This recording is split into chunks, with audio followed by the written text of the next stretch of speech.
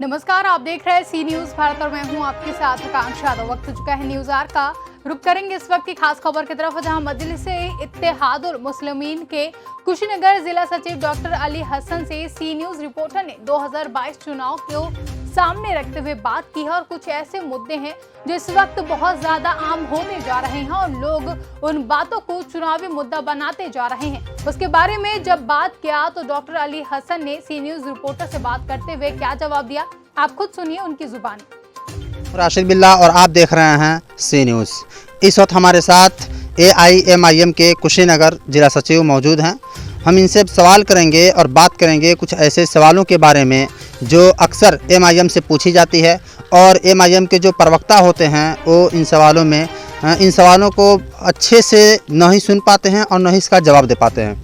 तो हम डॉक्टर साहब से बात कर रहे हैं और हम इनसे पूछ रहे हैं कि सबसे पहले कि MIM के जो राष्ट्रीय अध्यक्ष हैं असदुद्दीन ओवैसी साहब, उनसे बार बार कहा जाता है कि आप भारत माता की जय बोलिए, लेकिन वो नहीं बोलते हैं। आखिर इसमें परेशानी क्या है? जी डॉक्टर साहब। बात यह है कि ओवैसी साहब एक ज़िम्मेदार और पक्के मुसलमान हैं। वो अपने ईमान से, अपने मजहब से, अपने मुल्क से, अपने संविधान से कभी समझौता नहीं कर सकते। भारत माता की जय बोलने में कोई दुश्वारी नहीं होनी चाहिए, लेकिन बात यह है कि ये नियत, किस नियत से ये बोला जा रहा है, इस पर ज़रा गौर करने की बात है।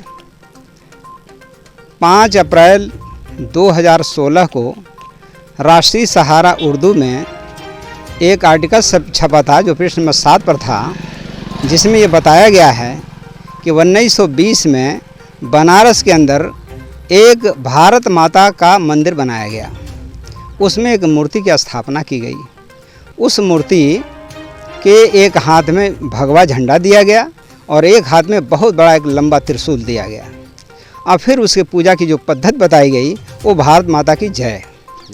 आप जानते हैं कि मुसलमान इस्लाम की बुनियाद जो है ला इलाहा इल्लल्लाह मुहम्मद रसूलुल्लाह पर है, यानी इसका हिंदी अनुवाद यह है कि अल्लाह के सिवा कोई बंदगी के लायक नहीं और हज़रत मोहम्मद सल्लल्लाहु अलैहि वसल्लम अल्लाह के रसूल हैं। जब ये अकीदा हो जाता है तब हम मुसलमान बनते हैं। चूँकि ओवैसी साहब और भारत के तमाम मुसलमान अपने दीन पर कायम हैं, वो किसी मूर्ति की या किसी देवी देवता की पूजा नहीं करते। ये मुसलमान किसी फरिश्ते का, किसी नबी का, किसी वली अल्लाह का और किसी देवी देवता का पूजा नहीं करता है, वो सिर्फ अल्लाह की बंदगी करता है। जब ये मूर्ति जब स्थापना कर दिया गया और इसको माता, भारत माता का विश्वास कर लिया गया कि ये भारत माता है, तो उसका जयकारा जो किया जा रहा है ये उसकी बंदगी से उसका ताल्लुक़ रखता है और उसका माध्यम जो बनाया गया वो भारत माता की जय बनाया गया। इसलिए हम भारत की जय, हिंदुस्तान की जय, जय हिंद, ये सारा पर्याप्त है और इससे हमारे वफादारी पर कोई दाग नहीं होनी चाहिए। और दूसरी बात यह है कि हमारा संविधान में कहीं माता शब्द का जिक्र नहीं है, हमारे करेंसी पर कहीं माता शब्द का कहीं जिक्र नहीं है। हम भारत के लोग हैं, हमको अपने भारत से पूरी मोहब्बत है।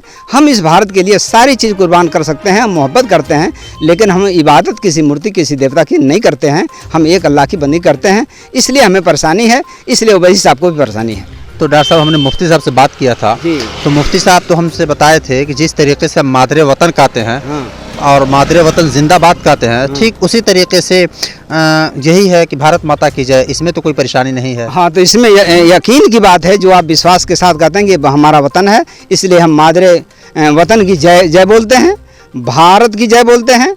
ये हमारा वतन है और इसको हम मानते हैं कि हमारी माता, इसका दाना पानी हम खाते हैं, ये पानी इसी से हम जीते हैं। अगर कोई शख्स इस देश के लिए बोले भारत माता की जय, हाँ, जिसको हम उर्दू में बोलते हैं मादरे वतन की जय, मादरे वतन जिंदाबाद, कहीं उस देवी से उसका कहीं इस इरादे से नहीं कहा जा रहा है। अगर इस इरादे से कहा जाएगा तो हम समझ लिए कि हम, यानी अगर कोई ये कहता है कि मादरे वतन की जिंदाबाद, उसका मतलब हुआ हिंदी में भारत माता की जय, तो ये कहाँ बुरा हुआ? मादरे वतन जब हम कहते हैं तो अपने वतन की बात करते हैं। हम देवी की तरफ या उस मूर्ति की तरफ, प्रतिमा की तरफ हमारा ध्यान नहीं है। उसके तरफ अगर नजर न जाए तब तो हाँ, तब तो सही है, कोई बात नहीं है, उनको कहना चाहिए। लेकिन हाँ, हम बिल्कुल कहना चाहिए। और यही वजह है कि कोई मुसलमान भारत माता की जय बोलने में घबराता है। डॉक्टर साहब, एक और सवाल है कि इस वक्त जगह जगह जो लिंचिंग हो रहे हैं, इस पे आपका क्या ख्याल है, क्योंकि जो भी लिंचिंग हुई है अभी तक उसमें ज़्यादातर खालिश मुसलमानों के साथ ही हो रही है, इस पे आपके विचार क्या है? ये लिंचिंग जो है सिर्फ मुसलमानों के साथ ही नहीं है, ये दलितों के साथ भी है, कमज़ोर लोगों के साथ भी है। ये बहुत बड़ी जुल्म जाती है और ये विफलता मानी जाएगी। जिस प्रदेश में, जिस जिला में अगर ये लिंचिंग हो रही है तो ये विफलता मानी जाएगी वहाँ की सरकार की, और वहाँ के एडमिनिस्ट्रेशन की, वहाँ की प्रशासन के, या दोषी पाए जाने पर भी अगर इस तरह से भीड़ उसको इकट्ठा करके मारे और मार करके जहाँ बहक कर दे, ये किसी को हक नहीं बनता। हमारा पूरा कानून बना हुआ है, जो आदमी गुनाह करेगा उसको हमारे कानून के धारा के मुताबिक उसको सजा दी जाएगी। किसी आदमी को हक नहीं है कि भीड़ जुटा करके किसी आदमी को मारे।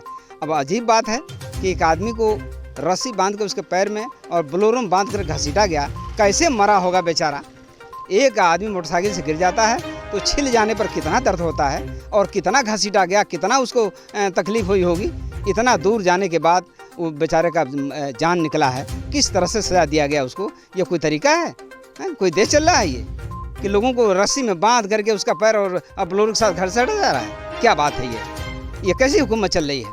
ये चाहिए कि जो आदमी लिंचिंग करे उसको फांसी से कम की सज़ा कोई नहीं होनी चाहिए, और जिस आदमी की लिंचिंग हो उसको कम से कम उसके परिवार वालों को 25 लाख रुपए देना चाहिए, क्योंकि सरकार ने पूरी जिम्मेदारी लिया है सरकार ने कि हम हर नागरिक की, धर्म की, जात की और उसके जीवन की, उसके जान माल की पूरी हिफाजत करेंगे। और ये हिफाजत नहीं कर पा रहा है, इसका मतलब ये है कि ये अपने शासन में विफल है, और उस विफल के जुर्माने के तौर पर हर लिंचिंग के परिवार को, लिंचिंग जिसकी की गई है, जिसको मारा गया है, उसको कम से कम 25 लाख रुपए उसके घर वालों को देना चाहिए, क्योंकि आपकी जिम्मेदारी थी कि आप उनकी हिफाजत करते और उनको कानून के दायरे में ले आते, लेकिन आपने नहीं कर पाया, आदमी की रक्षा नहीं कर पाए, इसलिए आप जुर्माने के तौर पर 25 लाख रुपये उस लिंचिंग करने वाले के परिवार को दीजिए आप।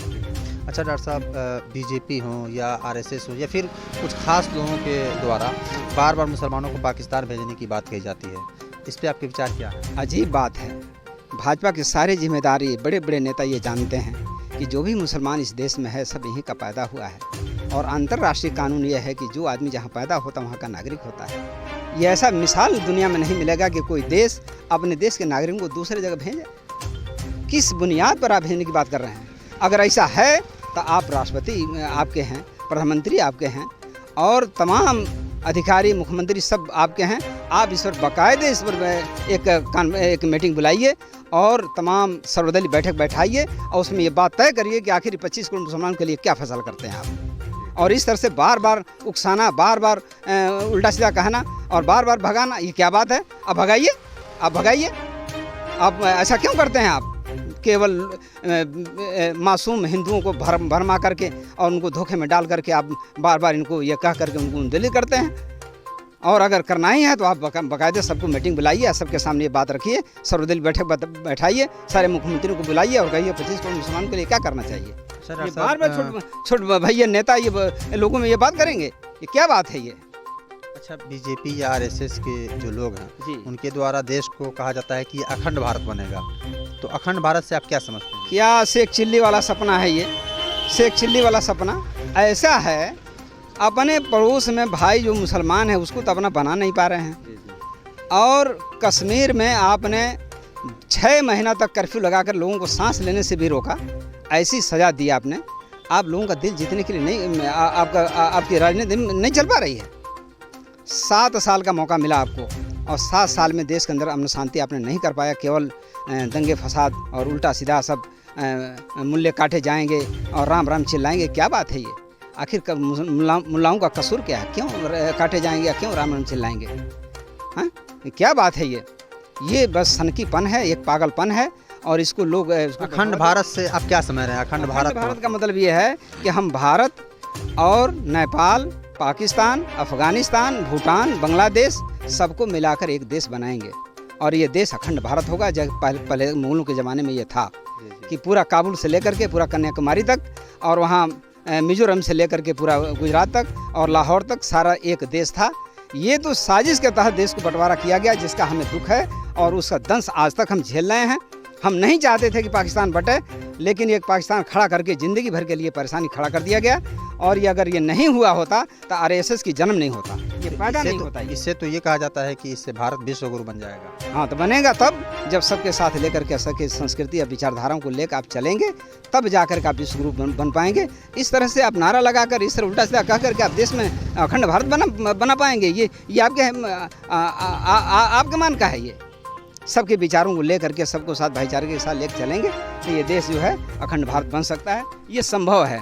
अच्छा, आपके और विचार में? हाँ, 7 साल तक मौका मिला आपको और आपने कश्मीर का मसला नहीं हल कर पाया, और पाकिस्तान का जो झगड़ा है आतंकवादियों का वो भी नहीं ख़त्म कर पाए आप।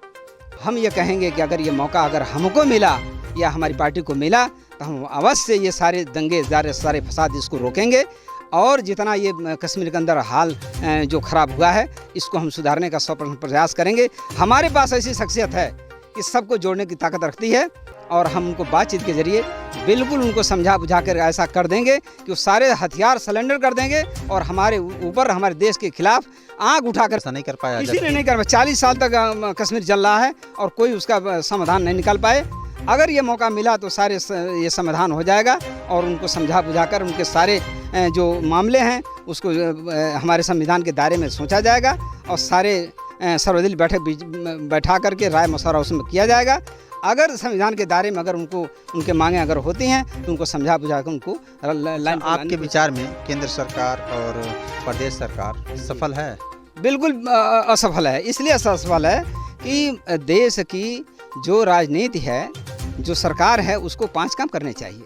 सबसे पहले देश की रक्षा करनी चाहिए, दूसरा संविधान की रक्षा करनी चाहिए, तीसरा हर धर्मनिरपेक्ष की रक्षा करनी चाहिए, और अपने देश के सारे नागरिकों की जान माल की इज्जत आबरू की हिफाजत करनी चाहिए, और किसी भी कमज़ोर को कोई प्रताड़ित न कर सके इसकी व्यवस्था करनी चाहिए। ये 5 क्षेत्र पर ये सरकार नाकाम है और किसी को सही राहत नहीं दे पा रही। अच्छा, आपके हिसाब से सरकार किस तरह चलनी चाहिए तो जनता को राहत? बताया ना कि भाई सरकार ऐसी चलनी चाहिए कि देश की रक्षा हो, नागरिकों की रक्षा हो, धर्म की रक्षा हो, कि हर आदमी अपने अपने धर्म के मुताबिक अपना पूजा पद्धति कर सके, और ये विचार होना चाहिए, और हर आदमी को न्याय मिले, और हर आदमी सीना उठा करके देश में चले, किसी को किसी तरह का कोई खतरा ना हो।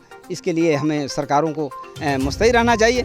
हम जब सज़ा नहीं देंगे, हम जालिमों को सज़ा नहीं देंगे तो अपराध बढ़ेगा, और हम ये कहेंगे कि अगर कोई गलती हो गई, कोई गलती हुई तो आप उस मुलजिम को, सरकारें किसी क्षेत्र का, किसी समुदाय का गुनाह रोक नहीं सकती है।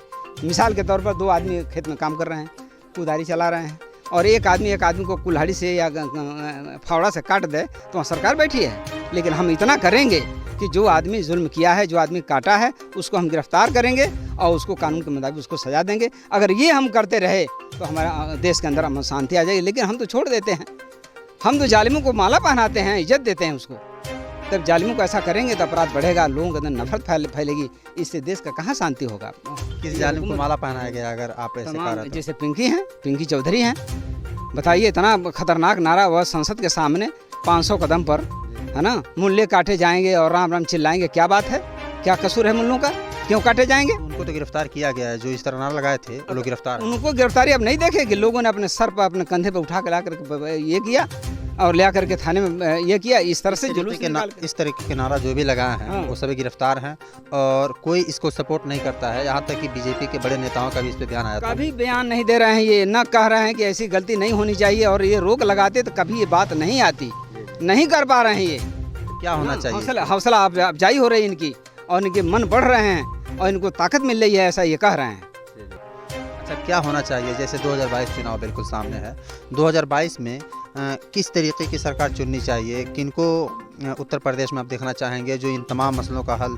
अगर हमारी पार्टी को अगर शासन मिलता है तो हम सभी भाइयों को, हिंदू और मुस्लिम मिलकर। आपकी पार्टी कौन है? हमारी पार्टी MIM है।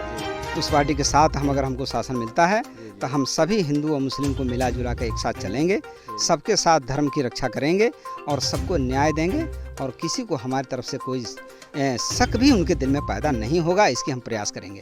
जो आदमी जुल्म एमआईएम करेगा। कैसे सरकार बना सकती है? वो तो मुस्लिमों की बात करती है, मुस्लिमों की पार्टी है। ये बकवास फैलाया गया है मीडिया के द्वारा, ये बकवास फैलाया गया है कि हम मुस्लिम की पार्टी हैं। हम मुस्लिम की पार्टी सिर्फ नहीं हैं, कोई भी एमआईएम का नेता बगैर हिंदुओं के वोट देने से नहीं बन पाएगा, और न बना है। ओवैसी साहब जहाँ से खड़े होते हैं, तमाम दलित तमाम हिंदू उनको वोट देते हैं, जिससे वो जीतते हैं। ऐसा नहीं है कि हम केवल मुस्लिम की एमआईएम पार्टी को हैं। हिंदू हम तमाम बिरादरी के ही भारतवासियों के हम पार्टी हैं। डॉक्टर साहब, जैसे आपने कहा कि पिंकी के बारे में, पिंकी चौधरी को खड़ा होकर के संसद के बाहर यानी वहाँ पे जंतर मंतर पे जो ये लफ्ज़ बोले थे, इसी तरीके से एमआईएम के भी कुछ ऐसे नेता हैं, जैसे असदुद्दीन ओवैसी के छोटे भाई अकबरुद्दीन ओवैसी। उन्होंने एक बयान दिया था, एक अपने भाषण में कहा था कि 15 मिनट के लिए फोर्स हटा दो, मिलिट्री हटा दो, तो फिर हम दिखा देंगे। क्या बकवास है ये? जो अकबरुद्दीन ओवैसी जिनको 27 या 28 चाकू मारा गया, उनकी अंतड़ी फट गई और 36 घंटा उनके ऑपरेशन में हुआ। ऑपरेशन से निकलने के बाद उन्होंने सरकार को कोसा कि सरकार हमारी हिफाजत नहीं कर पा रही है, तो 15 मिनट के लिए पुलिस हटा दीजिए, हम इन गुंडों को ठीक कर देंगे। जब आप कानून की व्यवस्था नहीं लागू कर पाएंगे तो यही ना होगा कि गुंडों को ठीक करने के लिए हमको हथियार उठाना पड़ेगा। ये बात उन्होंने कहा था, अब किसी हिंदू को मारने के लिए नहीं कहा था। ये तो बकवास मीडिया वालों ने एकदम फैला दिया, और ये इसी पर डिबेट चलाया गया कि हिंदुओं को मारने के लिए उन्होंने 15 मिनट का टाइम मांगा है। ये गलत बात है। ये अकबरुद्दीन ओवैसी ने ये बात नहीं कही है। उन्होंने तो उन गुंडों के बारे में कहा है जिन्होंने उनको चाकू मारा था। डॉक्टर साहब, पूरे भरी सभा में उन्होंने ये बात कही है। हम आपको वीडियो दिखा देते हैं, पूरी भरी सभा में ये बात कह रहे हैं वो, और जिसमें हमको लग रहा है हज़ारों लोग मौजूद हैं। ये टोटल ये हिंदुओं के बारे में नहीं कहा उन्होंने उन बदमाशों के बारे में किया जिन्होंने उनको चाकू मारा है। हाँ, ये है असलियत, जिसको दिखाना चाहिए, लोगों को बताना चाहिए। तो हमने बात किया डॉक्टर अली हसन साहब से, जो AIMAM के कुशीनगर के ज़िला सचिव हैं। इन्होंने तमाम सवालों के बहुत ही अच्छे अंदाज में जवाब दिया है, और ऐसे सवालात जो दूसरे लोगों से अगर पूछा जाए तो वो लोग इस अंदाज में जवाब नहीं दे पाते हैं जिस तरीके से डॉक्टर साहब ने जवाब दिया है। और हमें उम्मीद है कि आप तमाम लोग इनके जवाब से मुतमईन हो गए होंगे, और आपको लगता होगा कि अब भारत माता की जय, या फिर और भी जो सवालात हैं, या फिर और भी जो अल्फाज हैं जो बोले जाते हैं, जो सख्त अल्फाज हैं, इस तरीके की भाषा का इस्तेमाल नहीं होना चाहिए इस भारत के अंदर, इस भारत देश के अंदर। तो डॉक्टर साहब से हमने तमाम सवालों का जवाब ले लिया है। हम फिर किसी और शख्सियत से बात करेंगे और इस तरीके के जो सवालात हैं, इन तमाम सवालात को पूछेंगे और उनसे बयान लेंगे। हरिओम तिवारी के साथ मैं राशिद बिल्ला सीनी, कुशीनगर। फिलहाल के लिए न्यूज़ आर में बस इतना ही। देश और दुनिया की बड़ी खबरों के लिए बने रहे सी न्यूज़ भारत के साथ।